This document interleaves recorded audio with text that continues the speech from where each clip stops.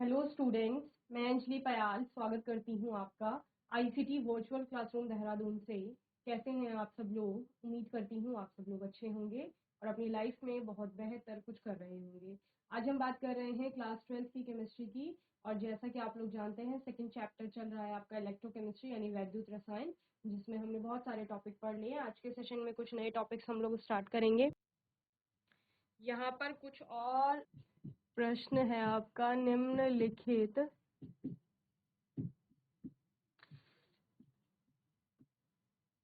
Cell की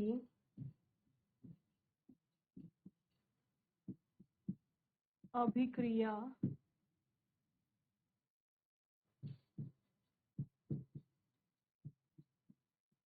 लिखिए। वह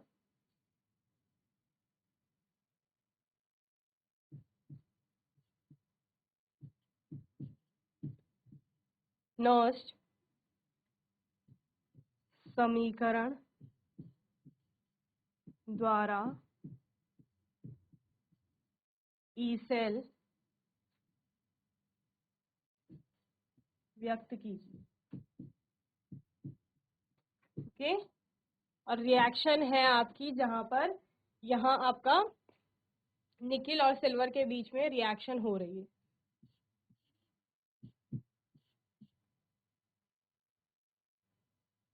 इससे क्या समझ आता है आपको? निकिल 2 इलेक्ट्रॉनों को दान करके Ni2+ बना रहा है। ओके। और वो 2 इलेक्ट्रॉन आपके कौन ले रहा है? Ag लेगा। जहां पर Ag+ था आपका, वो Ag में बदलेगा। ओके। तो Ni आपका सॉलिड, ये एक्वस हो जाएगा, ये एक्वस और ये सॉलिड। क्लियर? चलिए, ये प्रश्न है आपका जिसमें आप देख रहे हैं कि निकिल 2 इलेक्ट्रॉनों का दान करके निकिल 2+ बना रहा है और Ag पॉजिटिव यानी Ag आपका एक इलेक्ट्रॉन को ग्रहण करके Ag बना रहा है। तो 2Ag यहाँ पर आपके होंगे। तो इसके लिए आपको पहले सेल अभिक्रिया लिखनी है। तो सेल अभिक्रिया लिखने से पहले समझ लीजिए, आपका एक सेल के अंदर अभिक्रिया हो रही है। 2 अर्ध सेल अभिक्रियाएं यहाँ पर चलती हैं, 2 इलेक्ट्रोडों पर, एक एनोड पर एक कैथोड पे। तो इसमें आपको सबसे पहले ये बताना है कि एनोड कौन सी होगी और कैथोड कौन सी होगी। क्लियर? तो मैंने आपको स्टार्टिंग में ही, जब हम इलेक्ट्रोकेमिकल सेल पढ़ रहे थे, तभी मैंने आपको बता दिया था कि जहां पर भी ऑक्सीडेशन नंबर में आपकी वृद्धि हो रही है, वो क्या है आपका, वहां पर ऑक्सीडेशन होगा। या फिर जहां पर इलेक्ट्रॉनों का दान हो रहा है वहां पर ऑक्सीडेशन, और ऑक्सीडेशन यहाँ पर एनोड पर आपका दिखाया गया है। तो इस प्रकार से आप देख रहे हैं Ni 2 इलेक्ट्रॉनों का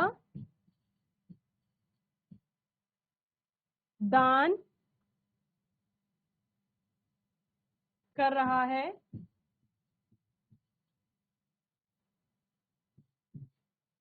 अतः यहाँ पर क्या हो रहा होगा?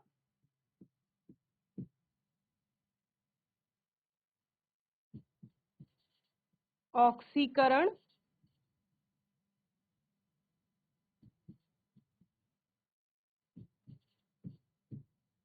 परिणाम स्वरूप ये आपकी क्या होगी? एनोड होगी। क्लियर? देन Ag+ इलेक्ट्रॉन को ग्रहण कर रहा है,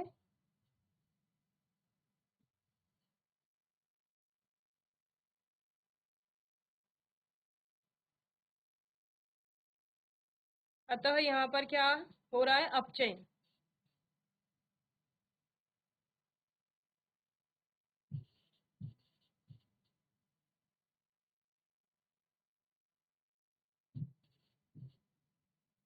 यह क्या है? आपकी कैथोड है।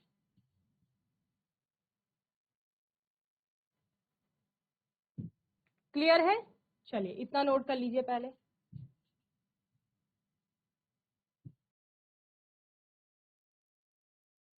चलिए, अब हम देखते हैं कि एनोड पर आपका क्या हो रहा है। एनोड पर रिएक्शन किस प्रकार हो रही है? एनोड कौन सी है आपकी? निकिल वाली है, इसी को तो हमने एनोड बनाया है। तो एनोड पर क्या हो रहा है, निकिल जो है आपका, जो कि सॉलिड स्टेट में है, वो यहाँ पर क्या कर रहा है, 2 इलेक्ट्रॉनों का दान कर रहा है और Na2+ आयन आपका बना रहा है। क्या बना रहा है, Na2+ बना रहा है और 2 इलेक्ट्रॉन क्या कर रहा है, निकाल रहा है बाहर। क्लियर। एक अभिक्रिया किस पर, कैथोड पर भी हो रही है। कैथोड पर क्या हो रहा है,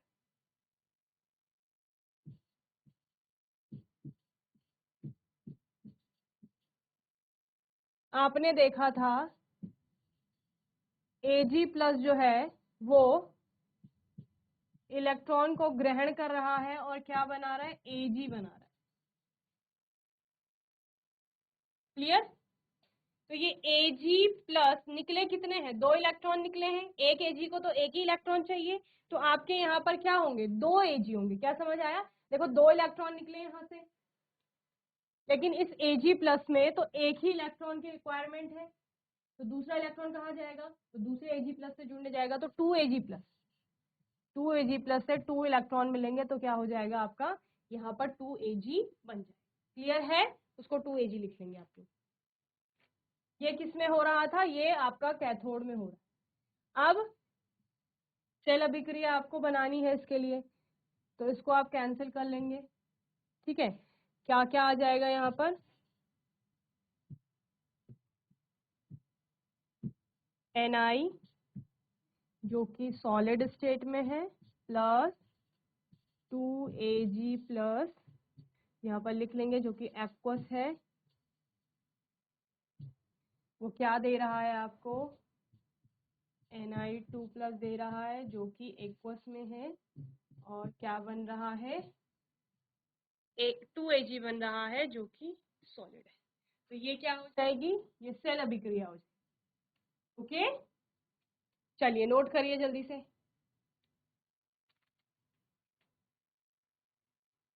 अभिक्रिया में क्या समझ आता है, ये रिएक्टेंट्स है और ये आपका क्या है, प्रोडक्ट। ओके।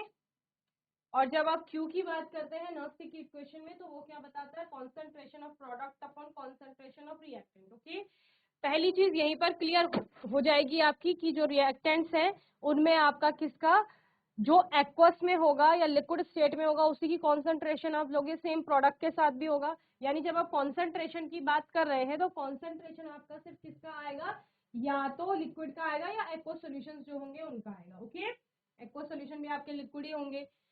इसके अलावा सॉलिड का आप लोग कॉन्सेंट्रेशन नहीं लेंगे, ठीक है ना, क्योंकि कॉन्सेंट्रेशन नहीं बता पा रहे उनका। देन यहाँ पर हम नस्ट की इक्वेशन इसके लिए लिखेंगे। क्या लिखेंगे, नस्ट की इक्वेशन के द्वारा।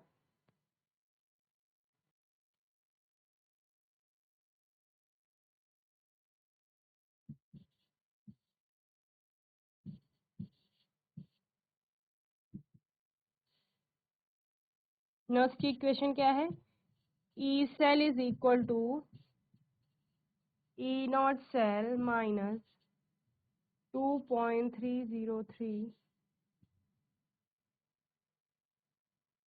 RT upon NF log base 10 Q। ये है क्लियर।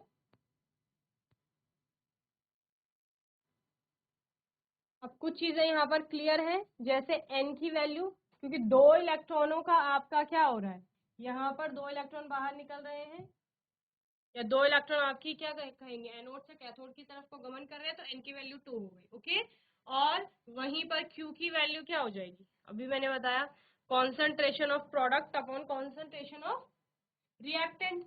प्रोडक्ट में किसका लेंगे कॉन्सेंट्रेशन, Na2+ का लेंगे, सो concentration of Na2+ upon concentration of reactant, वो किसका आ जाएगा, Ag+ का आ जाएगा। ओके, सो Ag+ की power 2।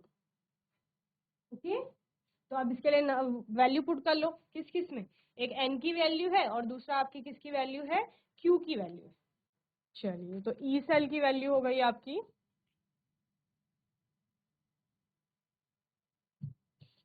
E not cell, E cell is equal to E not cell minus 2.303 RT upon 2f log base 10 concentration of Ni2 plus divided by concentration of Ag plus की power 2। Okay, तो ये आपकी क्या हो गई, Nernst equation से आपने E cell निकाल लिया कौन सी रिएक्शन के लिए, जो ये सेल आपको दिया गया था इसके लिए। ओके, तो क्या क्या बोला था क्वेश्चन में, एक तो सेल की अभिक्रिया लिखिए और दूसरा नर्स्ट की इक्वेशन द्वारा ई सेल को व्यक्त कीजिए। ओके, तो यहाँ पर पहले आपने क्या किया, सबसे पहले सेल अभिक्रिया ये निकाल ली, ये अभिक्रिया है, उसके बाद आपने नर्स के द्वारा उसके लिए ई सेल का मान निकाल लेंगे इस फॉर्म में।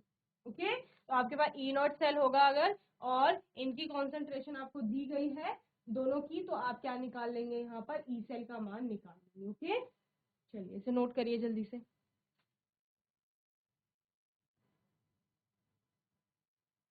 यही सेम सेल अभिक्रिया है आपके पास, और प्रश्न कुछ और है इसमें।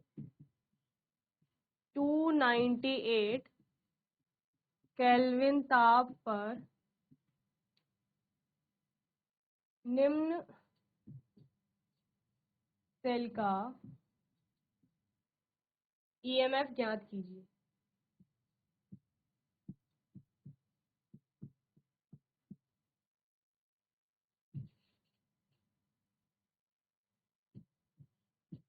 और आप जानते हैं EMF is equal to E cell की बात हो रही है। ओके, इक्वेशन क्या है, वही Ni2 प्लस और Ag+2 Ag।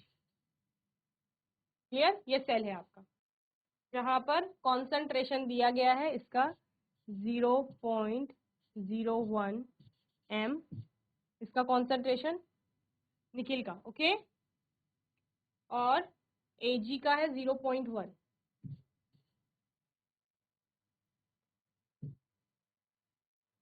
अब दोनों के रिडक्शन पोटेंशियल भी आपको दिए गए हैं। क्या, रिडक्शन पोटेंशियल आपको पता है, हम रिडक्शन पोटेंशियल की ही बात करते हैं। जब हम ई सेल निकाल रहे हैं, ई नॉट सेल निकाल रहे थे, तो वहां पर हम अपचयन विभव का मान निकाल रहे थे और उन्हीं का अंतर ले रहे थे। ओके, तो पहला है आपका, क्योंकि निकिल से Ni2+ बन रहा है, तो यहाँ पर तो ऑक्सीडेशन हो रहा है। अगर इसका रिडक्शन पोटेंशियल दिया गया है, दैट मीन्स बात किसकी हो रही है, Ni2+ टू Ni।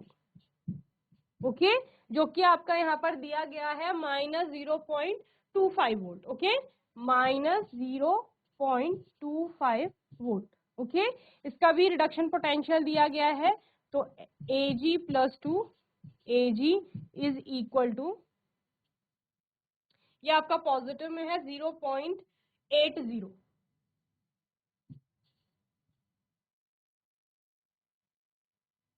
तो अब तो आपको चेंज करने की जरूरत ही नहीं है, जब आपको रिडक्शन पोटेंशियल डायरेक्ट दे दिए गए हैं। अगर आपको एक का रिडक्शन पोटेंशियल दिया होता, दूसरा का ऑक्सीडेशन पोटेंशियल, तो आप साइन चेंज करते थे, यही तो कर रहे थे आप। लेकिन यहाँ पर तो डायरेक्ट ही रिडक्शन पोटेंशियल दिया गया है। तो ये आपका प्रश्न हो गया, इसको नोट कर लीजिए। आपको निकालना क्या है, ई सेल की गणना आपको इसके लिए करनी है, जहां पर आपको कॉन्सेंट्रेशन दे दिए गए हैं दोनों के। ओके, और साथ ही उनकी क्या दी गई है, जो ई सेल के मान है दोनों के, वो दिए गए। ओके, दोनों के यानी दोनों इलेक्ट्रॉड के, और ई सेल की गणना तो अभी ई नॉट सेल की गणना अभी आप करेंगे। ये 298 केल्विन ताप कह रहा है, तो यानी ये क्या होंगे, ई नॉट एनोड और ई नॉट कैथोड होंगे। ओके,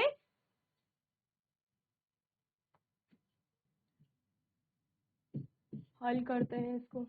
इक्वेशन लिख लो पहले। इक्वेशन क्या है आपका, Ni plus 2Ag plus Ni2 plus 2Ag। Okay, ये आपका सॉलिड, ये एक्वस, ये एक्वस, ये सॉलिड। ठीक है, तो कॉन्सेंट्रेशन किसकी आएगी, इसकी और इसकी, ये हो गया प्रोडक्ट, ये हो गया रिएक्टेंट। क्लियर। अब n की वैल्यू कितनी है, 2 है। क्यों, क्योंकि 2 इलेक्ट्रॉनों का ट्रांसफर हो रहा है। लिख लीजिए formula, E cell is equal to E not cell minus 0.0591 upon n, क्योंकि 298 केल्विन टेम्परेचर का है तो मानक परिस्थिति आप रख लेते हैं वहां पर, तो ये वाला फॉर्मूला लगाएंगे आप, ठीक है, log बेस 10 Q। ओके, चलिए log बेस 10 Q, और Q का मान आपका क्या है यहाँ पर, Q का मान क्या होगा, concentration of product upon concentration of reactant.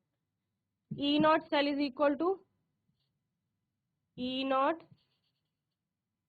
Cathode minus E not anode, यही होगा, minus 0.0591 divided by n log base 10 concentration of product, that is Ni2 plus, divided by concentration of reactant जो आपका Ag plus है, और ये 2 इसकी क्या आ जाएगी, पावर में आ जाएगा, ये दो जो आगे है वो पावर में। क्लियर, ये आपका फॉर्मूला आ गया। अब E नॉट कैथोड और E नॉट एनोड क्या है, ये आपकी एनोड है और ये आपकी कैथोड है, ठीक है, यहाँ पर लिख भी लो E नॉट एनोड और E not cathode.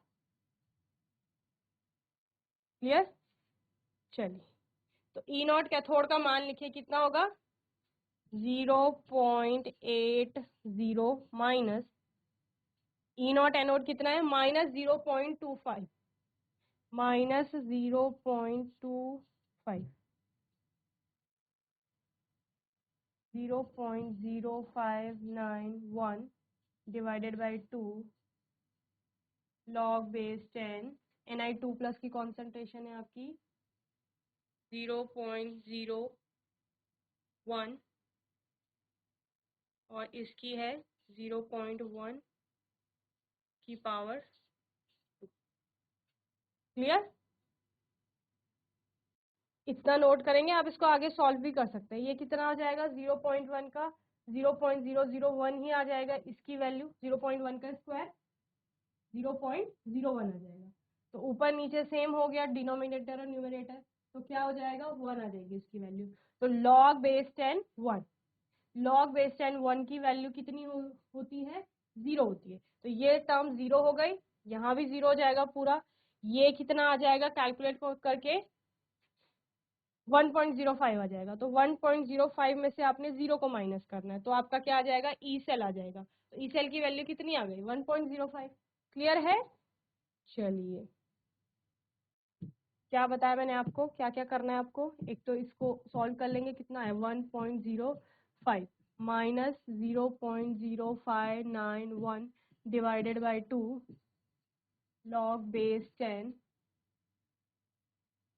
0.01 divided by 0.01, तो ये आ जाएगा 1.05 minus 0.0591 divided by 2 log base 10, और 0.01 तो 1 आ गया।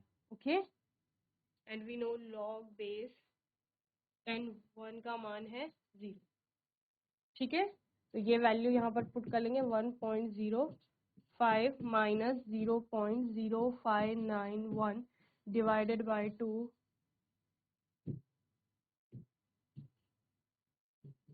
इंटू 0, 1.05 माइनस ये पूरी टर्म 0 हो जाएगी, 0, क्या निकाल रहे थे हम, ई सेल निकाल रहे थे,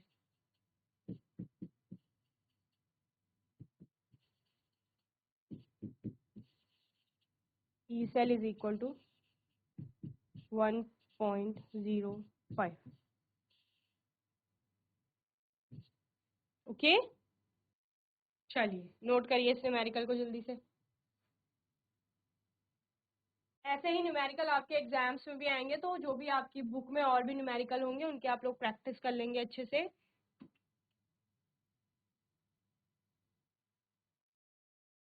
आगे नोट करेंगे। चलिए, नेक्स्ट एक क्वेश्चन है आपकी बुक का,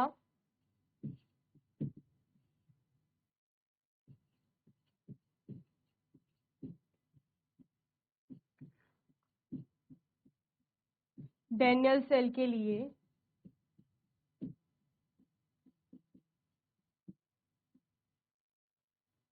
मानक सेल विभव यानी E not cell is equal to 1.1 volt है।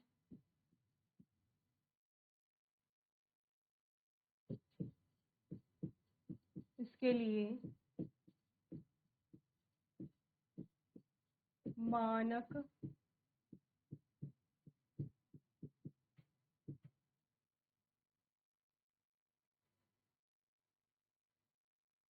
गिव्स ऊर्जा का परिकलन कीजिए। ठीक है, डेनियल सेल के लिए आपकी सेल अभिक्रिया क्या होती थी, आपको पता है जिंक से बनी हुई एनोड है और आपकी कॉपर से बनी हुई कैथोड है। तो क्या हो रहा था यहाँ पर, Zn जो कि सॉलिड है प्लस Cu2 प्लस जो कि आपका एक्वस था, gives Zn2 plus aqueous plus Cu solid. ये अभिक्रिया थी, clear.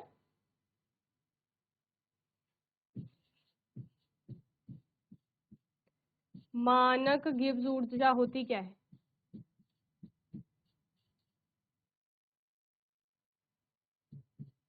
Delta G not is equal to क्या होता है, minus NF E not cell.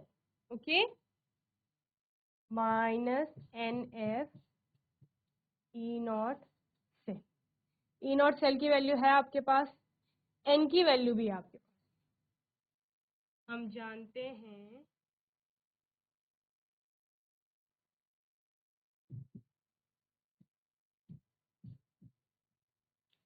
F और N की वैल्यू। ठीक है, चलो F की वैल्यू मैंने लास्ट सेशन में आपको कैलकुलेट करवाई थी, क्या आया था 96487, जिसको आप 96500 भी कह रहे थे। ओके, तो 96487 कूलम पर मोल। N की वैल्यू 2 हो गई, क्यों, क्योंकि 2 इलेक्ट्रॉन जिंक दे रहा है किसको, कॉपर। क्लियर है, वैल्यू पुट कर लीजिए।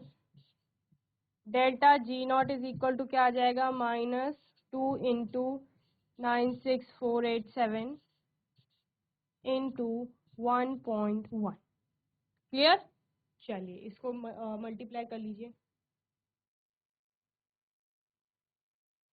चलिए ये आपका किसका मान आ जाएगा, डेल्टा जी नॉट का मान आ जाएगा जूल पर मोल में। ओके,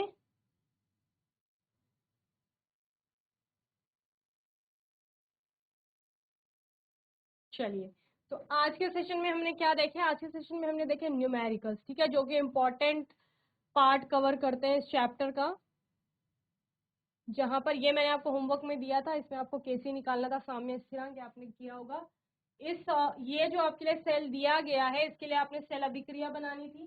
ठीक है, जिसमें आपको सबसे पहले पता करना होता है एनोड कौन सी है, कैथोड कौन सी है, तभी आप सेल अभिक्रिया डिराइव कर पाएंगे। जब आपके पास सेल अभिक्रिया आ गई, तो उस सेल अभिक्रिया के बेसिस पर आपने नस्ट इक्वेशन द्वारा ई सेल का मान यहाँ पर लिखा कि नस्ट की इक्वेशन में ई सेल का मान क्या होगा इस सेल के लिए। ओके, देन सेम वही सेल की इलेक्ट्रोड बनाई आपने और कहा कि 298 केल्विन तापमान पर हम उसे ले रहे हैं, जहां पर हमें ईएमएफ की गणना करनी है और दोनों का कॉन्सेंट्रेशन आपको यहाँ पर दिया गया था। ओके, रिडक्शन पोटेंशियल की वैल्यू दी गई थी, तो आपने इस तरह से क्या कर लिया था, ई सेल कैलकुलेट कर लिया था उसका।